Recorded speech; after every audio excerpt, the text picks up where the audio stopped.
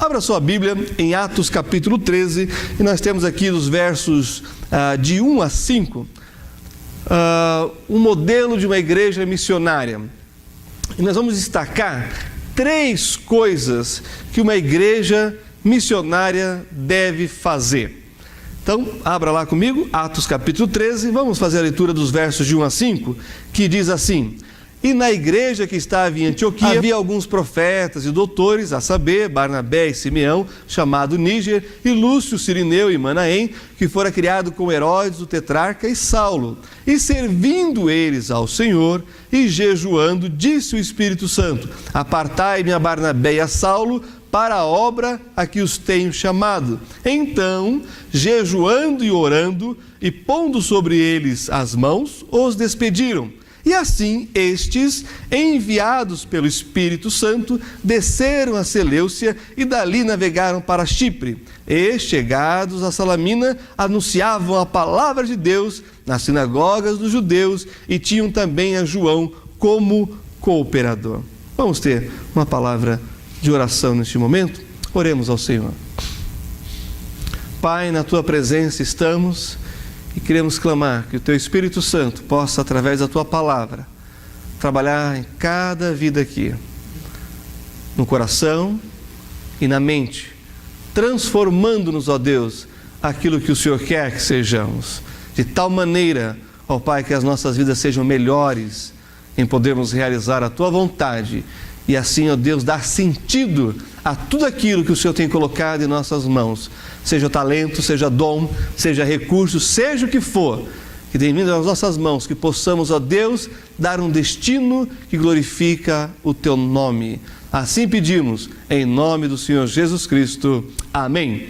Muito bem, missões é a tarefa dada à igreja. Quando nós olhamos aqui esses versos que lemos, algumas coisas se destacam, mas antes eu quero dar o pano de fundo. O que envolvia essa igreja, que fazia com que eles respirassem missões, com que eles se envolvessem de forma efetiva a fazer aquilo que iria mudar o mundo e queria nos alcançar hoje, em pleno século 21, essa igreja aqui lá de Antioquia, cidade inclusive que foi devastada agora por aquele grupo terrorista chamado ISIS, do Estado Islâmico. Essa cidade na Síria foi invadida e milhares de cristãos assassinados. Mas foi dessa cidade que saiu a primeira leva de missionários gentios para o mundo. Então isso é muito importante a gente destacar. O que estava por trás disso? Primeiro, eles sabiam que todas as necessidades deles eram supridas por Deus. Se nós não tivermos essa consciência de que Deus cuida da gente, nós não vamos fazer nada. Porque nós somos incapazes de fazermos algo que não tenhamos recebido de Deus. O apóstolo Paulo vai dizer lá em Filipenses que Deus nos abençoou com todas a sorte de bênçãos espirituais. Não falta nada para a sua igreja. Nós temos tudo. Temos enxergado isso? Talvez é a pergunta que vai ecoar na sua mente. Tem enxergado isso? Tem se apercebido disso? Que você foi abençoado com tudo? Outra coisa que nós sabemos através da palavra, que as orações daquela igreja eram respondidas. O apóstolo Paulo também vai dizer lá aos Filipenses que nós não precisamos estar inquietos por coisa alguma, mas antes as nossas petições devem ser em tudo conhecidas de Deus. E Ele então responde conforme o seu poder e o seu querer, cada uma das nossas orações. Era uma igreja que orava e cria na oração. E assim, eu posso concluir com aquela fala do rei Davi, lá no Salmo 37, que diz: Fui moço e agora sou velho, mas nunca vi desamparado o justo, nem a sua semente a mendigar o pão. Envolto dessa consciência, essa igreja podia fazer missões. Porém, havia algumas dificuldades naquela época. Por exemplo, eles não tinham um sistema bancário internacional via internet. Eles não podiam mandar o dinheiro para qualquer lugar do mundo. como nós podemos hoje, pagando, claro, um ágiozinho, né? Mas nós podemos. Eles também não tinham algumas vantagens, como, por exemplo, transporte aéreo. Marítimo, sim. Alguns não chegavam, é verdade. Mas não tinham o transporte aéreo. Só que, por outro lado, eles também não tinham alguns daqueles que são problemas que nós enfrentamos. E eu quero mencionar 2 para vocês aqui nessa noite. Primeiro deles, você sabe qual é a maior frustração de um empresário, dono de 99 poços de petróleo? É que ele não pode fazer parte do grupo dos 100. Você sabe qual é a maior frustração que nós estamos experimentando agora, no segundo semestre?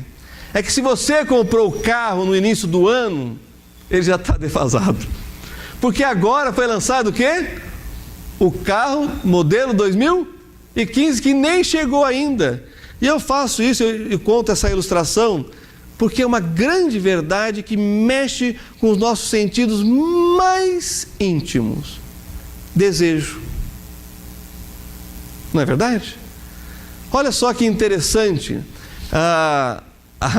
essa ilusão automobilística moderna, né, das fábricas de carro, é só para alavancar o lucro e antecipar 6 meses antes. Aliás, quem aqui já viu propaganda de Papai Noel? Está passando na televisão. Natal antecipado. Mas, gente, nós estamos terminando agosto agora. Eu sei que a coisa está passando muito rápida, mas por que estão tendo essa propaganda aí? Para a gente lembrar que no Natal a gente tem que comprar coisas. Bom, será que eles não sofriam disso? Sofriam. Mas essa igreja estava tão envolvida com a obra de Deus, que essas coisas não eram um problema. Nem não ter internet, um banco através da internet banking, né? E também não terem aviões cruzando aí o mundo em questão de horas. Porém, tem uma coisa aqui que é muito importante. Se você quiser entender essa igreja e a história dela, você vai ter que ler todo o livro de Atos. Fica aí o desafio. Nessa semana, lê todo o livro de Atos e você vai entender.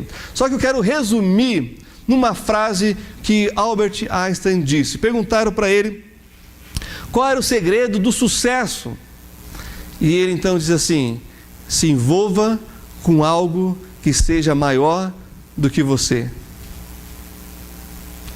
Qual o segredo do sucesso? Quer ser bem-sucedido na sua área profissional, na área acadêmica, na sua vida familiar, nos seus relacionamentos interpessoais? Se envolva com algo que seja maior do que você. Porque nós geralmente temos a tendência de reduzir as coisas a nós mesmos. Isso é interessante porque um grande escritor e autor de livros, milhões de livros publicados em várias, dezenas de países do mundo, chama-se Charles Swindoll. Ele foi diretor de seminários nos Estados Unidos e um grande conferencista. E ele disse que um dia, voltando de uma conferência de uma igreja, despertando o povo a viver isso aqui, como nós temos escrito aqui no nosso painel lá em cima, de pregar o evangelho a toda criatura, ele então sentou-se, numa poltrona do avião, de um lado de um executivo, que estava com 2, 3 jornais assim abertos, muito bem vestido, e ele já tinha tirado a farda da conferência, então ele estava de jeans, camiseta, ia cruzar os Estados Unidos, ele queria viajar mais à vontade. Então, ele se sentiu intimidado, aliás, claro, se sentou do lado de um executivo, camarada, com 3 jornais diferentes, Aí, de repente, o rapaz vira para ele e começa a puxar assunto. Assunto vai, assunto vem, começa a falar sobre negócios. Aí, então, Charles Swindoll falou assim: mas o que você faz? Eu sou um homem de negócios, tal, estou representando tais empresas. E você, eu também faço, tenho um trabalho muito importante, represento uma empresa, não falou empresa, uma multinacional, é mesmo? E está em quantos países? Quase todos os países do mundo. Nossa, mas eu nunca vi falar de uma empresa dessa. E como é que é? Paga bem? Você não tem ideia, é um salário eterno. Como assim? Uma aposentadoria vitalícia. E calma aí, quais são os benefícios? Estou começando a interessar pelo negócio do pastor Charles Swinton, sem saber que ele era pastor. E benefício? Olha, benefício é o seguinte: quando você aposenta, você ganha uma mansão. Mas nunca vi um negócio desse. Que mais? Fala mais. Ele falou assim: e tem seguro contra fogo.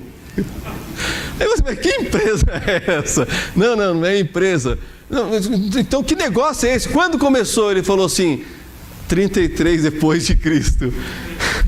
Que negócio é esse? Igreja de Jesus. Quase todos os lugares do mundo, praticamente. E se não tem um templo, tem alguém lá. Mesmo correndo risco de vida, como nós falamos hoje pela manhã, os cristãos lá no norte do Iraque. Não perde mesmo, só ganha. Porque o corpo de Cristo é assim. Saíram alguns da nossa igreja e foram para outra igreja batista lá no interior, depois voltaram, recentemente. Não perde, só aumenta, só vai crescendo. Essa é a igreja do Senhor, é a família de Deus, só aumenta na face da terra. E é maior do que a gente. Por quê?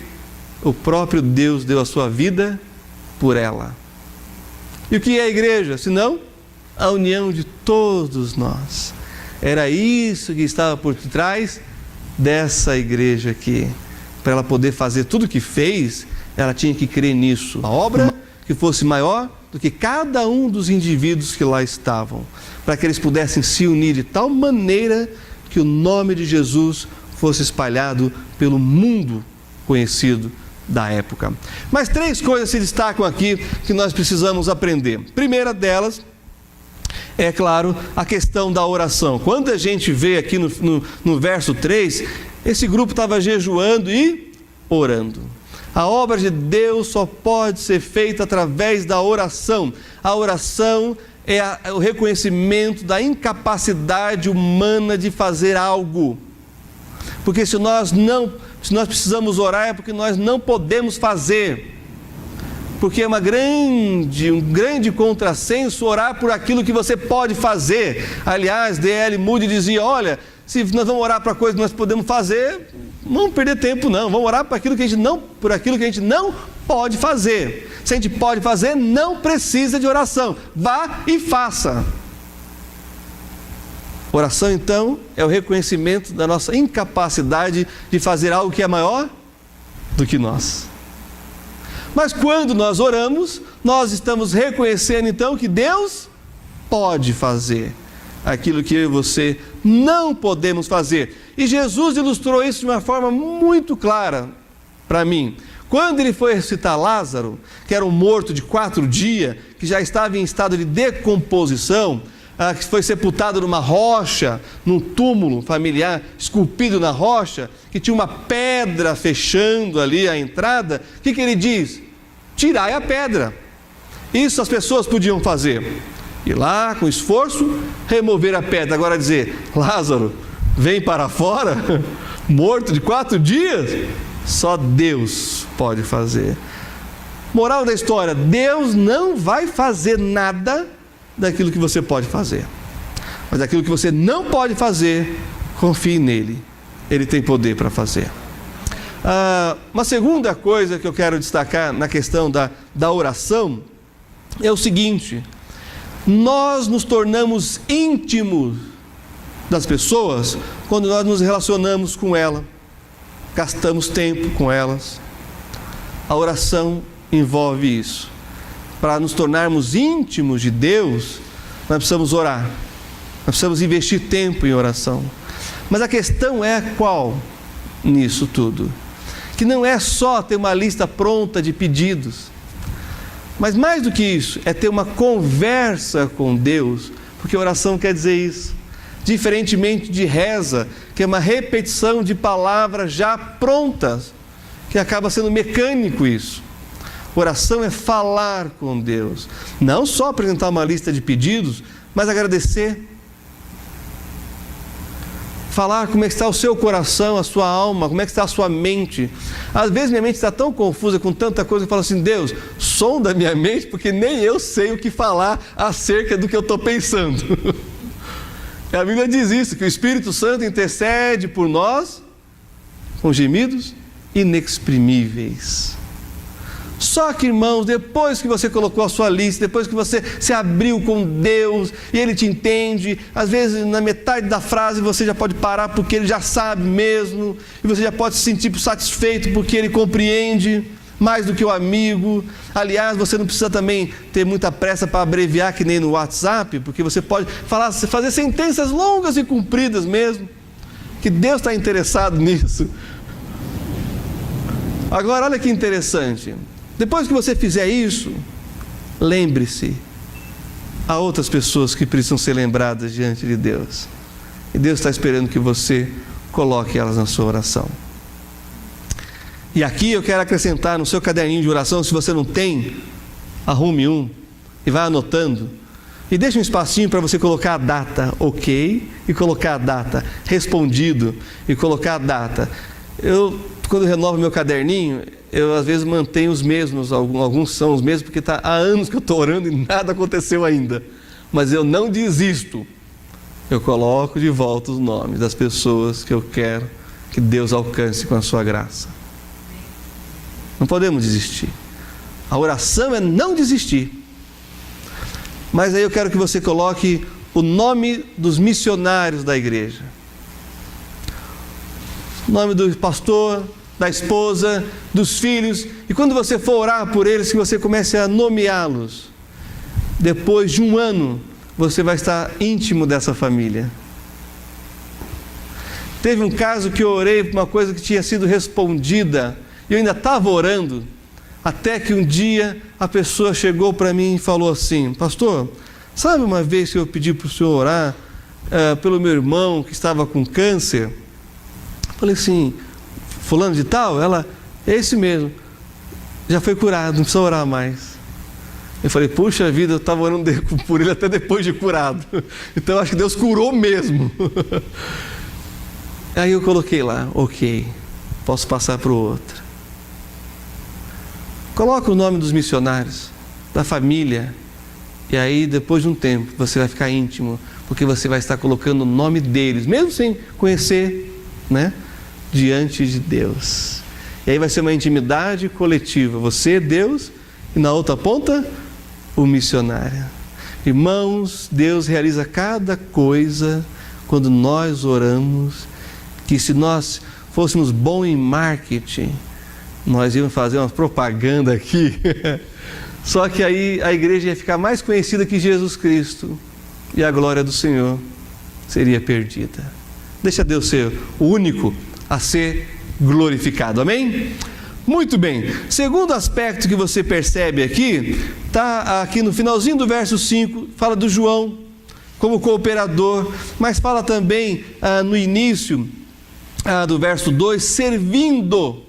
Então, pessoas que servem, pessoas que cooperam, pessoas que estão envolvidas com a obra de Deus. Para que missões sejam feitas, é necessária oração pelos missionários, pelos campos.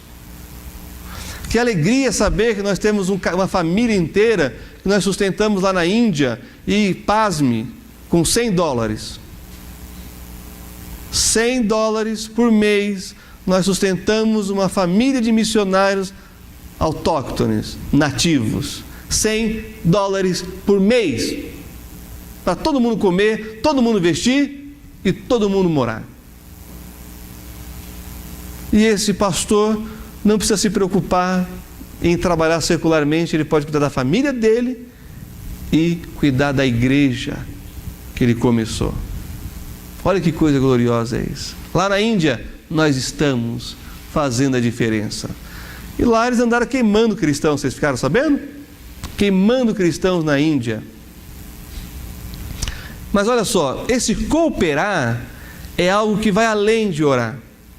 Orar, temos que orar sempre, mas temos que nos envolver, temos que fazer algo. Olha, irmãos, você pode até dar sem amar, mas quem ama sempre vai se entregar. Sempre vai dar. O texto de João 3,16 é isso, porque Deus amou o mundo de tal maneira que Ele fez o quê? Deu. Amar é abstrato. Alguém sabe a cor do amor? Alguém sabe o tamanho do amor? Mas dar é algo bem concreto. E o que Deus deu? Seu Filho unigênito. Olha que coisa concreta aí. As pessoas puderam tocar nele, ouvir, vê-lo, senti-lo. E ele foi dado na cruz do Calvário, pelos nossos pecados. Então, se envolver. E para isso, nós vimos essas duas palavras aqui, mas eu quero ir lá para Filipenses, lá para frente um pouquinho, e eu quero citar aqui um texto que me marcou muito, porque esse foi o primeiro texto que eu recebi quando ainda jovenzinho, recém-casado. Tudo que nós tínhamos cabia numa carroceriazinha engatada numa D20 que o irmão, né, cedeu para levar a gente a 400 quilômetros de São Paulo para o interior para a gente estudar, eu e a Jane. E aí a Jane cata um gato de rua e leva junto também. Então nós levamos o gato. Qual é o nome que demos para o gato? Você sabe, se alguém tem ideia, o nome que eu dei para esse gato? Antioquia. Nosso gato missionário. Fomos para o seminário, eu e a irmã Jane. Aí eu recebo uma carta de um jovem da nossa igreja, citando esse texto que eu vou ler para vocês aqui. Nos momentos mais difíceis, quando acaba tudo, quando acaba até o que comer, eu não me esqueci desse texto. Acompanhe comigo. Capítulo 4 de Filipenses, versos 15 a 19. Aquela pessoa não tem a menor ideia do quanto ela abençoou a minha vida, mandando esse versículo, conhecido, já li a Bíblia várias vezes. Mas quando veio na cartinha, ela escrevendo o texto e dizendo: Deus mandou escrever isso para você, aí fez toda a diferença e faz até hoje. Acompanhe comigo. E bem sabeis também, ó Filipenses, que no princípio do Evangelho, quando parti da Macedônia, nenhuma igreja comunicou comigo com respeito a dar e a receber. Nós não só damos para os missionários oferta, dinheiro, nós recebemos deles as almas ganhas, as vidas transformadas, a igreja estabelecida, se não vós somente, falando da igreja de Filipenses, de Filipos, porque também uma e outra vez me mandastes o necessário a Tessalônica, não que procure dádivas, mas procure o fruto que cresça para a vossa conta. Mas bastante tenho recebido e tenho abundância. Que coisa, satisfação em Deus é um negócio maravilhoso. Cheio estou, depois que recebi de Epafrodito, era o agente bancário aqui levando a oferta para o apóstolo Paulo. Imagina, uma pessoa tinha que sair da igreja para levar o dinheiro para ele na cidade que ele estava. Quanto tempo demorava isso? Dias, semanas, depois até meses. Mas o Epafrodito foi lá e levou. E olha o que o texto diz: o que da vossa parte me foi enviado, como cheiro de suavidade e sacrifício agradável e aprazível a Deus. Irmãos, eu tenho pensado em preparar uma mensagem para os adolescentes jovens, que graças ao Senhor tenho sido convidado para falar para muitos adolescentes, muitos jovens. Eu estou com uma mensagem assim na minha mente, no meu coração, que é o seguinte: jovens, façam os cursos que Deus colocou no coração de vocês, seja o melhor, vá para as melhores empresas, ganhe bastante dinheiro e invista em missões. É disso que nós precisamos. De adolescentes, jovens, que sejam muito altamente qualificados, que ganhem bastante dinheiro, que tenha tudo o que precisa, fique satisfeito e que o restante invista em missões. Mas já... o segredo que eu vou dar para ele é o seguinte: seja fiel no pouco e sobre o muito te colocarei. Porque, irmãos, eu acabei de falar com o irmão José Ernesto lá na Paraíba, e ele então passou mal de saúde, mas a gente conversa, a gente orando por ele, mandando uma ajuda. Ele falou assim: pastor, eu fiz aquela pergunta que o senhor faz para as pessoas e ninguém respondeu. Eu falei: mas que pergunta? Por que Deus ainda não me deu R$1 milhão? E as pessoas não sabem responder. Eu falei, é mesmo? E você lembra a resposta? Ele disse, porque eu não sou capaz de administrar esse dinheiro. Porque o dia que eu for, Deus vai me dar. Quando esse dinheiro for usado realmente para a glória dele, Ele vai me dar. Mas se for para a minha ruína, a minha queda, o meu fracasso, nunca vai chegar na minha mão essa quantia. Nós precisamos de gente que possa enviar recursos lá na ponta para os missionários. Nós precisamos de gente que tenha um compromisso agora com aquilo que tem, seja pouco ou quase nada. Porque se isso estiver no coração, quando tiver muito, não vai ser tão difícil enviar, contribuir, porque é disso que o apóstolo Paulo está dizendo aqui. Cooperador é aquele que está cooperando com a obra de alguém lá na ponta. E o verso 19, Deus não se esquece de quem dá, porque Deus não vai ficar devendo coisa nenhuma para ninguém. Olha só o verso 19, o meu Deus, segundo as suas riquezas, vai fazer o quê? Suprirá todas as vossas necessidades. De qualquer maneira? Não, em glória, por Cristo Jesus. Isso aqui é uma das coisas mais tremendas, porque essa carta, como eu disse para vocês, chegou no momento em que nós não tínhamos mais nada. E de repente, uma igreja adotou a gente, ainda seminarista, e passou a mandar uma oferta. E de repente, Deus me deu a oportunidade, eu procurando emprego, acabou o seguro-desemprego, a Jane e eu deixamos empregos aqui bom, deixamos a oportunidade de crescer profissionalmente, porque para nós, nosso objetivo é o ministério. De repente o irmão que é um comerciante na cidade, o único homem na loja dele é ele que é o dono, ele vem e me chama no domingo para ir trabalhar na segunda-feira na loja dele. Depois de mim, antes de mim, ninguém, nenhum homem, a não ser o dono, e depois de mim também nenhum homem.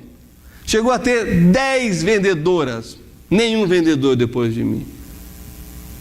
Porque Deus começou a suprir as minhas necessidades. E aí eu olho para trás e vejo as pessoas que contribuíram e aquelas que ainda contribuem, que Deus tem honrado cada uma delas. Irmãos, deixa eu contar uma história para vocês, mais uma particular, pessoal. Nós ganhamos as passagens para ir para Israel, para a família toda, a Jane, eu e os meninos, ida e volta, e ainda mais algum dinheiro de uma pessoa só, uma irmã, empresária, que frequentou a nossa igreja durante um tempo. Depois de 6 meses eu volto de Israel, vou agradecer a irmã. Ela falou assim: o senhor vai agradecer orando pela casa aqui em Indianópolis, uma casa enorme que eu recebi de herança. Você vai me agradecer orando por essa casa. Bom, o valor era significativo das passagens, ida e volta e mais, não é? Mas quando eu cheguei na casa, eu falei, pô, multiplica por 50 isso aqui. E ela falou assim, pois é, os meus irmãos, eles abriram mão. E ficou só para mim essa casa. Uma mansão ali, próximo da avenida Indianópolis. 6 meses depois, nós voltamos de Israel. Eu fui agradecer a irmã, estava orando, agradecendo a Deus por aquela herança. O meu Deus, segundo o seu poder, vai suprir todas as nossas, suas riquezas, vai suprir todas as nossas necessidades em glória. E por último, terceiro ponto que a gente vê aqui em Atos é justamente a consagração desses homens. Eles foram separados quer dizer consagrados.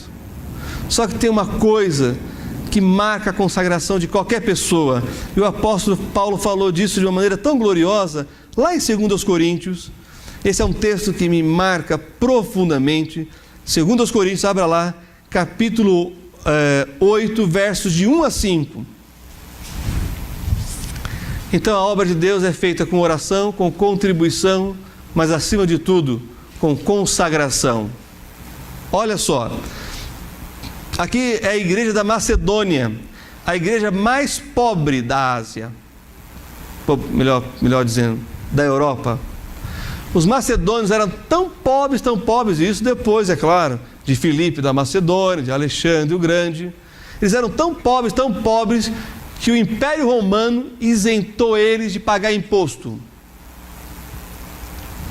Eu não sei você, mas quanto mais imposto você paga, é porque você está recebendo muito mais do que muita gente que paga menos imposto. Eu sei de poucos que realmente pagam os impostos direitinho, né? Nessa parte da mídia. São poucos. Tem tanto e ainda assim quer desviar o imposto. Mas eu sei de um homem que pelo menos, ninguém tem dúvida que ele paga o imposto direitinho. E é uma das pessoas mais influentes do Brasil, das mais ricas. Teve um problema agora com o banco, né? Entregou na mão de parentes, sabe do que eu estou falando. Mas esse daí passava a pagar o imposto direitinho. Talvez um outro também que morreu agora recentemente, também pagasse os impostos direitinho. Um dos 100 homens mais ricos do mundo. Mas o pessoal da Macedônia era tão pobre, tão miserável, que Roma falou: vocês não precisam nem pagar imposto, porque vocês são tão pobres que vamos tirar o que de vocês? Esse povo aqui, que nós vamos ler agora, podia ser o mais estigmatizado de todos. Mas eles deram a volta por cima. Presta atenção, nós vamos ler o texto com essa mentalidade. Irmãos, tem gente que cresce com trauma, com complexos. Essa aqui era uma igreja que podia ser a mais complexada de todas. Eles quiseram ajudar, e o pessoal falou: não, vocês são tão pobres, não ajuda não, fica para vocês isso aí. Mas Deus não pensava assim deles. Olha só o que o apóstolo Paulo vai aprender com esses irmãos. Leiam comigo. Também, irmãos, vos fazemos conhecer a graça de Deus dada às igrejas da Macedônia. Como em muita prova de tribulação, eles estavam em luta, em conflito, em batalha pela fé. Mesmo assim, houve abundância do seu gozo, e como a sua profunda pobreza, tem pobre, tem abaixo da linha da miséria, profunda pobreza, abundou em riquezas da sua generosidade. Um dos homens mais bem-sucedidos na área da construção aqui, imobiliária, de prédios, é o dono da Cirela. Está assim, acendendo. Ele fez uma palestra que ele ia revelar o segredo dele para ser multimilionário. Cobrou tanto a entrada, que ia ser revertida para uma instituições de caridade. Depois de 1 hora, ele lá falando, contando a história dele, papapá, ele disse: o segredo é esse: seja generoso. Acabou. Quer ficar rico? Seja generoso. Bom, o pai da Jane, ele é mestrado em economia. Ele disse para mim assim: o pessoal fala o contrário, não dê nem esmola, nem tome café na rua. Quer ficar rico? Não dê esmola, não tome café na rua. Aí Deus vem aqui e diz que seja generoso. Verso 3: porque segundo o seu poder, o que eu mesmo testifico, poder aqui é posses, e ainda acima do seu poder, das suas posses, deram o quê? Voluntariamente. Verso 4: pedindo-nos com muitos rogos que aceitássemos a graça e a comunicação deste serviço que se fazia para com os santos. Irmãos, olha que coisa fantástica, eles estavam rogando: pelo amor de Deus, deixa a gente participar dessa obra que é maior do que a gente. Pelo amor de Deus, não nos deixe fora de poder salvar vidas, de poder socorrer o necessitado, de poder ajudar quem está precisando. Porque para isso que fomos salvos, para isso que fomos comprados com o sangue de Cristo, para ser uma bênção na vida de outras pessoas. Pessoas talvez que nós não vamos nem conhecer aqui neste mundo, mas que vão ser gratas a nós por toda a eternidade, porque contribuímos com o que estava nas nossas mãos. Verso 5 então, para concluir: e não somente fizeram como nós esperávamos, mas a si mesmos se deram primeiramente ao Senhor e depois a nós, pela vontade de Deus. Isso é a coisa mais importante. Quando você se entrega para Deus, tudo que você tem, tudo que você é, vem junto. Já contei essa história aqui, é das minhas preferidas. Você vê esse caminhãozinho passando hoje em dia aí. Caminhãozinho que vai buscar aquilo que você não precisa usar mais e vai levar para quem precisa. O que eu estou falando?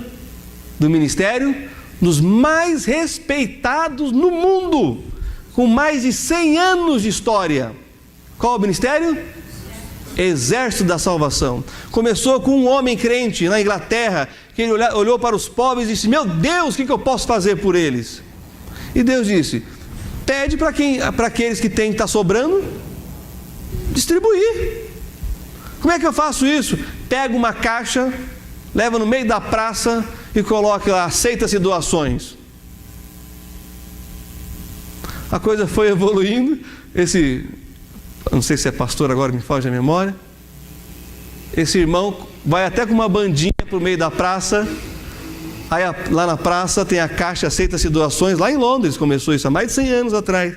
A bandinha está tocando lá os instrumentos, o trompetista, né, Samuel? O pessoal do violino estão tocando. E as pessoas veem aquela, chama atenção a música, olha, vai lá em casa, busca o que está sobrando e coloca na caixa. Aí vai o outro, busca, coloca na caixa. Aí passa um inglês, né, um transeunte, mora ali próximo daquela praça. Ele para, olha, mete a mão no bolso, tira a carteira, pega o dinheiro dele, joga lá dentro, dá um passo, dá dois, Deus fala com ele o quê? Você pode dar mais. Aí ele para, pensa, calcula o dinheiro do bonde, tira a carteira de novo do bolso e dá tudo que está lá, o dinheiro. Agora vai de a pé para casa mesmo, feliz da vida, dá um passo, dá dois, o que Deus fala com ele? Você pode dar mais.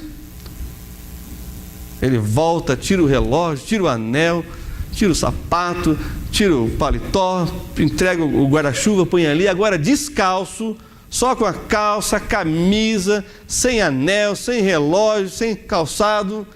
Agora já foi tudo, né? Vai dar mais o quê? Ele dá um passo, dá dois, o que Deus fala com ele? Você pode dar mais. E aí a banda já está em desespero. O que esse homem vai fazer agora? O homem olha para a caixa, levanta uma perna, coloca dentro, levanta a outra perna e se coloca na caixa. Deus diz o que para ele? Agora sim, você deu o que devia dar.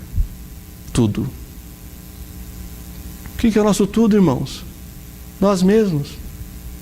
Não é o que nós acabamos de ler aqui? Antes, eles se deram primeiramente ao Senhor. Se a gente não se entregar completamente a Deus, vai ser muito difícil desapegar, né? Essa expressão que está usando aí muito, né? Desapega, desapega. Mas quando a gente se entrega, que somos, que temos, vai ser usado para a glória de Deus. Feche seus olhos, baixe sua cabeça, vamos orar. Pai, o Senhor sabe o quanto nós somos frágeis, falhos e imperfeitos. Mesmo assim, nós sabemos que o Senhor nos ama. E eu te agradeço, meu Deus, de todo o meu coração, porque tudo que sou, tudo que tenho vem do Senhor. E não creio que seja diferente com qualquer um que está aqui nessa noite. E eu te louvo porque o Senhor tem feito essa igreja, as famílias aqui prosperarem. Algumas lutas, algumas dificuldades vêm, mas o Senhor sempre está cuidando de nós.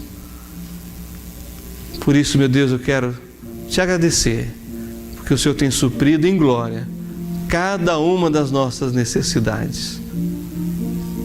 Então eu te peço, ó Deus, só uma coisa: que ninguém saia deste lugar nessa noite sem ter se colocado na caixa, sem ter se consagrado ao Senhor, porque senão nós não faremos missões como devemos e não seremos felizes como o Senhor quer que sejamos. Trabalha, Deus, em cada vida, em nome do Senhor Jesus Cristo. Ainda com os olhos fechados, cabeças baixas, talvez Deus falou com você em alguma área que você está relutando em entregar. Este é o momento de colocar-se na caixa. Aí onde você está, se Deus falou com você em alguma área, eu quero convidar o pastor Marcos, ele vai orar por você neste momento. Se Deus tocou o seu coração para a salvação, você quer receber Jesus Cristo como seu Senhor, como seu Salvador, aí onde você está, com o gesto da fé, levante a sua mão e o pastor Marcos vai estar orando por você. Alguém assim? Pela primeira vez, você quer entregar a sua vida a Jesus de uma vez por todas, recebendo Ele como seu Senhor e Salvador. Alguém assim? Levante sua mão e o pastor vai estar orando por você. Alguém assim? Alguém assim? Mas talvez é alguma área da sua vida que você precisa entregar ao Senhor. Aí onde você está, levante sua mão. O pastor Marcos vai estar orando por você. Alguém assim? Levante sua mão. Amém, graças a Deus. Amém, louvado seja Deus pelas mãos levantadas. Há mais alguém? Há mais alguém?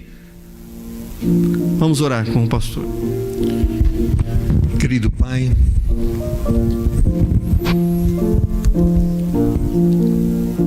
Tu és um Deus de grande misericórdia, pois apesar de sermos o que somos, o Senhor escolheu nos usar, o Senhor escolheu manifestar a sua graça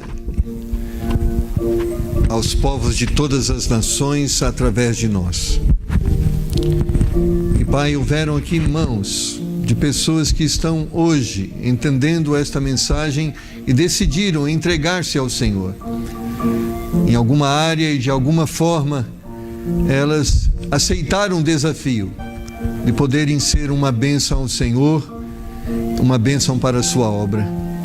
Pai, essa igreja pode ser uma igreja relevante.